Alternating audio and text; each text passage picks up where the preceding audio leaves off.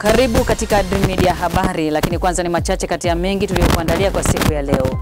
Rais wa Jamhuri ya Muungano wa Tanzania Dr. Samia Suluhu Hassan leo Alhamis amezindua daraja la JP Magufuli Kigogo Busisi jijini Mwanza lenye urefu wa kilomita 3.0 na barabara unganishi yenye urefu wa kilomita 1.66. Imeelezwa kuwa baada ya siku kadhaa za mashambulizi yake bila mafanikio makubwa, nchi ya Irani imeweza kusababisha uharibifu mkubwa nchini Israel.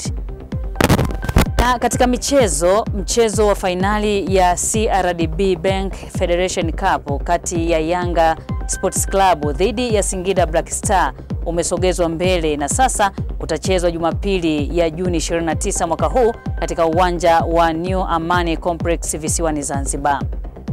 Taarifa hii ya habari inapatikana kupitia akaunti yetu ya YouTube ya Dream Media TZ, lakini pia tufuatilie kupitia kurasa zetu za mitandao ya kijamii. Facebook ni Dream FM, Instagram na X ni Dream FM TZ. Na sasa ni muda wa kuziangazia kwa kina taarifa tulizokuandalia kwa siku ya leo, na uko nami Restafaris. Rais wa Jamhuri ya Muungano wa Tanzania Dr. Samia Suluhu Hassan leo Alhamis amezindua daraja la JP Magufuli Kigogo Busisi jijini Mwanza lenye urefu wa kilomita 3.0 na barabara unganishi yenye urefu wa kilomita 1.66.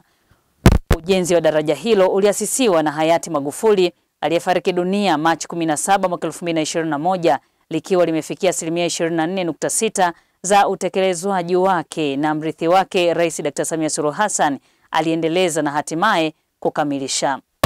Kukamilika kwa daraja hilo lililojengwa kwa gharama ya zaidi ya shilingi bilioni 700 utarahisisha usafirishaji si tu kwa mikoa ya Geita, Kagera, Mwanza na Kigoma, bali hata nchi jirani za Uganda, Rwanda, Burundi na DRC, pamoja na kumaliza kero ya muda mrefu kwa wananchi waliokuwa wakitumia vivuko vya MV Mwanza na MV Misungwi. Hata hivyo, imeelezwa kuwa idadi ya watu zaidi ya 10,000 waliokuwa wakitumia kivuko hicho kwenda na kutoka kwenye shughuli zao za kila siku sasa watatumia daraja hilo jipya, hatua inayowaondolea adha ya kusubiri muda mrefu kuvuka kwa kivuko. Ndugu wananchi, leo tunaandika historia mpya kuhakikisha hadithi za kusikitisha kama ile tuliyosimuliwa na Dr. John Pombe Magufuli zinaondoka. Tupo hapa kwa ajili ya sherehe ya ufunguzi wa daraja la Kigogo Busisi. Nitumie fursa hii kutoa shukrani zangu za dhati kwa Waziri wa Ujenzi Mheshimiwa Abdallah Ulega kwa kutualika na kunialika mimi kwa mahususi kuwa mgeni rasmi katika tukio hili muhimu na la kihistoria kwa nchi yetu. Tunakushukuru sana. Ndugu wananchi, miongoni mwa vitu nilivyoahidi nilipokabidhiwa dhamana ya kuongoza Jamhuri ya Muungano wa Tanzania ni kukamilisha miradi ya kimkakati ikiwemo mradi huu wa Kigogo Busisi. Niliupokea mradi ukiwa umefikia asilimia 25 na kwamba fedha bilioni 152 zilishalipwa kati ya bilioni 718. Tumeweza kuliendeleza na kulikamilisha daraja hili lenye umuhimu mkubwa kwa mikoa ya Mwanza, Geita, Shinyanga, Kagera na Kigoma na kanda nyingine mbalimbali zinazounganisha nchi yetu. Na hii ndio furaha na faraja yangu kubwa, na tunayo kila sababu ya kumtukuza Mwenyezi Mungu kwa kutufikisha katika hatua hii. Daraja hili limejengwa kwa lengo la kuunganisha barabara kuu ya Usagara na Sengerema katika Ziwa Victoria, ambayo ni barabara muhimu katika ushoroba wa kiuchumi katika kanda ya Ziwa. Kwingineko, vijana katika maeneo tofauti ya mkoa wa Mbeya wamewasihi vijana wenzao kuacha kutegemea kuajiriwa na badala yake wajiajiri na kufanya kazi mbalimbali zilizo halali ili kujipatia kipato. Dream Media imewatembelea vijana katika maeneo tofauti ya jiji la Mbeya, ambapo wametoa maoni yao kuhusiana na jambo hilo. Ajira kwa vijana limekuwa ni changamoto kubwa, hususan katika nchi yetu ya Tanzania ambako wasomi wanazalishwa kwa kiasi kikubwa ukilinganisha na sehemu ambapo kazi zinafanyika. Wafanye kazi kwa sababu changamoto ya ajira imekuwa ni ngumu sana. Kupata ajira serikalini sehemu zingine inakuwa ni ngumu. Kwa hiyo nitakuwa wapambane, wawe na bidii kujipambania wenyewe kama wenyewe. Hao ni vijana ambao wamezungumzia kuhusiana na namna ambavyo wao wameamua kujipatia kipato kupitia ajira ambazo wamejiajiri wenyewe. Imeelezwa kuwa uanzishwaji wa shule sekondari kwa maana ya Avocado Sekondari itakwenda kutatua changamoto ya upatikanaji wa elimu katika maeneo mengi ya wilaya ya Rungwe mkoani Mbeya. Akizungumza mbele ya kamati ya fedha, mkurugenzi mtendaji wa halmashauri ya wilaya ya Rungwe, Renatus Bras, ameeleza kuwa watoto walikuwa wanatembea takriban kilomita 7 kufuata masomo, hivyo kwa hatua hiyo itakwenda kuleta auheni kwao. Zaidi tuungane na Recho Mgala. Mkurugenzi mtendaji wa halmashauri ya wilaya ya Rungwe, Renatus Bras, ameeleza kamati ya fedha dhima ya uanzishwaji wa shule sekondari ya Avocado na namna itakavyotatua changamoto ya upatikanaji wa elimu katika maeneo mengi wilayani Rungwe. Aidha, Renatus Bras amesema kutokana na juhudi za mkuu wa mkoa wa Mbeya kwa kuwapatia kiasi cha shilingi milioni 21 kwa ajili ya ujenzi wa shule ya Avocado ili kupunguza utoro wa wanafunzi mashuleni kutokana na umbali wa kwenda shuleni. Malengo yetu hapa ni kukamilisha vyumba viwili hivi, lakini pia tuweze kuongeza vyumba vingine viwili, tujenge na vyoo ili kifika Januari mwaka unaoanza shule hii ifunguliwe ianze kutoa huduma. Na hapa watoto walikuwa wanatoka maeneo haya, walikuwa wanatoka hapo wanaenda takriban kilomita 7 kwa maana ya kwenda kupata elimu kwenye ile shule mama kule ya Mpuguso.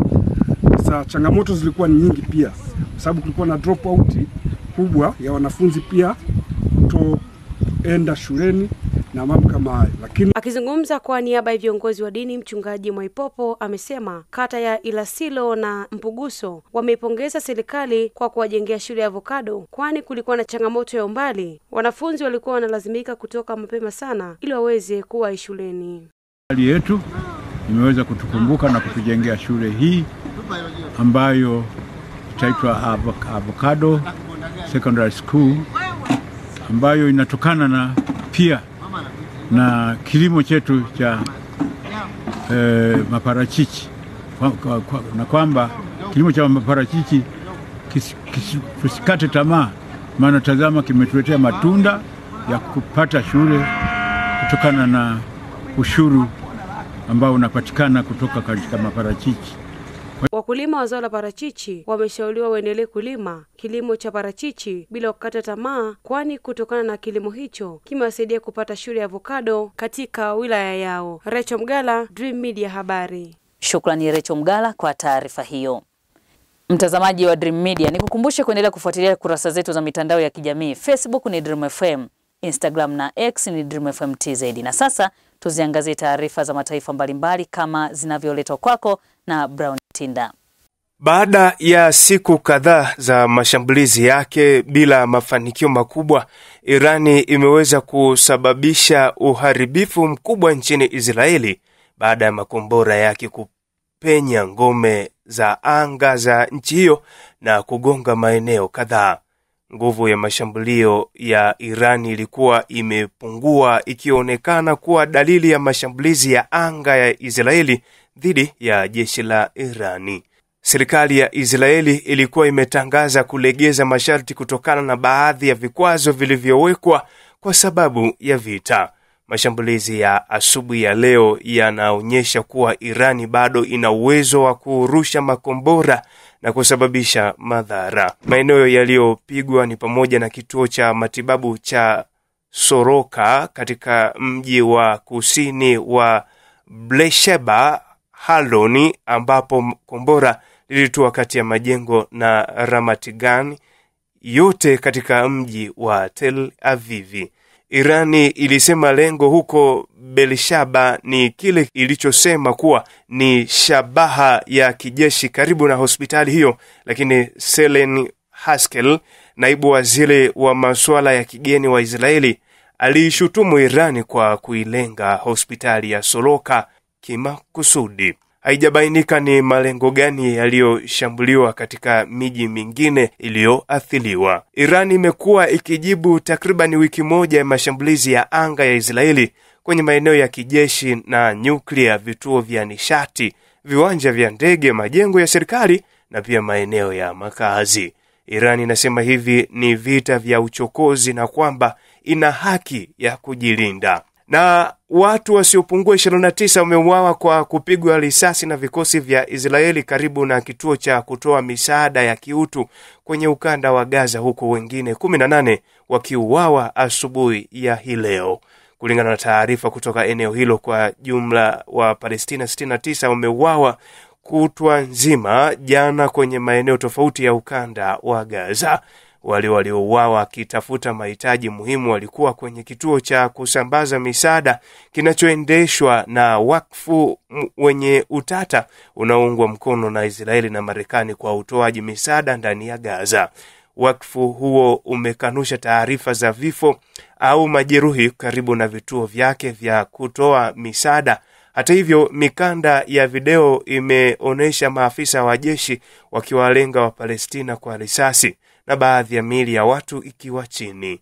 Alfajiri ya Alhamisi, watu wasiopungua 18 wakiwemo 15 waliokuwa wamekusanyika karibu na eneo la usambazaji misaada wameuawa na jeshi la Israeli katikati mwa ukanda wa Gaza. Umoja wa Mataifa umeukosoa mfumo huo wa sasa wa usambazaji misaada kupitia wakfu wa JHF ukisema haufanyi kazi. Na mtazamaji, huyo ni Brown Tinda katika habari za taifa mbalimbali. Na katika mchezo wa fainali ya CRDB Bank Federation Cup kati ya Yanga Sports Club dhidi ya Singida Black Stars umesogezwa mbele na sasa utachezwa Jumapili ya Juni 29 mwaka huu katika uwanja wa New Amani Complex visiwani Zanzibar. Huyu hapa Ramadhani Kasim akikuletea mkusanyiko wa habari za michezo. Katika michezo, shirikisho la soka Tanzania TFF limeweka wazi kuhusiana na tarehe mpya ya mchezo wa fainali ya kombe la CRDB ambao utapigwa sasa Juni 29 badala ya Juni 28 kama ilivyotangazwa hapo awali. Ikumbukwe mchezo huo ulipangwa kuchezwa Juni 28 katika uwanja wa Amani Zanzibar, na sasa utapigwa Jumapili ya Juni 29 katika dimba hilo hilo la Aman pale visiwani Zanzibar. Klabu ya Simba imewasili jijini Dar es Salaam ikitokea kule mkoani Tabora, ambapo siku ya jana timu hiyo ilikuwa na mchezo wa ligi kuu soka Tanzania bara dhidi ya Ken Gold kutokea Mbeya, na Simba waliibuka na ushindi wa magoli 5-0. Kwa mujibu wa ratiba ya ligi kuu soka Tanzania bara, klabu ya Simba itakuwa na mchezo mwingine wa ligi kuu soka Tanzania bara Juni 22 dhidi ya Wanankurukumbi Kagera Sugar, kabla ya kutamatisha msimu huo wa ligi kuu soka Tanzania bara wakicheza mchezo wa dabi ya Kariakoo Juni 25 dhidi ya watani zao Young Africans pia kutokea Dar es Salaam. Kwingineko, Tanzania ni miongoni mwa mataifa 12 yanayopeleka timu 4 kwenye mashindano ya CAF kwa maana ya Club Bingwa barani Afrika na kombe la shirikisho. Miongoni mwa mataifa mengine yanayoungana na Tanzania kupeleka timu 4 katika mashindano ya CAF ni pamoja na Algeria, Angola, Ivory Coast, Misri, Libya na Morocco. Mataifa mengine ni Nigeria, Jamhuri ya Kidemokrasia ya Kongo, Afrika ya Kusini, Sudan na Tunisia. Katika michezo kimataifa ni kwamba nyota wa klabu ya Athletic Bilbao ya pale nchini Hispania Nico Williams anatajwa kumalizana na klabu ya Barcelona, huku mkataba wake ukitajwa kwamba upo tayari kwa nyota huyo kujiunga na miamba hiyo ya soka ya Catalunya. Kule nchini Marekani, nyota klabu ya Real Madrid Kylian Mbappe ametajwa kwamba ataendelea kufanyiwa vipimo zaidi vya afya ili kuendelea kufahamu tatizo ambalo linamsumbua zaidi. Ikumbukwe nyota huyo ameukosa mchezo kati ya Real Madrid dhidi ya Al Hilal ya pale nchini Saudi Arabia katika mwendelezo wa mechi za kombe la dunia kwa ngazi ya klabu. Na hizo ndizo habari za michezo, na hii ni Dream Media. Sana Ramadhani Kasim kwa mkusanyiko huo wa habari za michezo. Na kabla ya kuhitimisha Dream Media habari, nikukumbushe tena machache kati ya mengi tuliyokuandalia kwa siku ya leo. Rais wa Jamhuri ya Muungano wa Tanzania Dr. Samia Suluhu Hassan leo Alhamis amezindua daraja la JP Magufuli Kigogo Busisi jijini Mwanza lenye urefu wa kilomita 3.0 na barabara unganishi yenye urefu wa kilomita 1.66. Imeelezwa kuwa baada ya siku kadhaa za mashambulizi yake bila mafanikio makubwa, nchi ya Irani imeweza kusababisha uharibifu mkubwa nchini Israel. Na katika mchezo wa fainali ya CRDB Bank Federation Cup kati ya Yanga Sports Club dhidi ya Singida Black Star umesogezwa mbele na sasa utachezwa Jumapili ya Juni 29 mwaka huu katika uwanja wa New Amani Complex visiwani Zanzibar. Na huo ndio mwisho wa Dream Media habari. Endelea kutufuatilia kupitia kurasa zetu za mitandao ya kijamii. Facebook ni Dream FM na Instagram na X ni Dream FM TZ, na kupitia akaunti yetu ya YouTube ya Dream Media TZ. Kwa heri.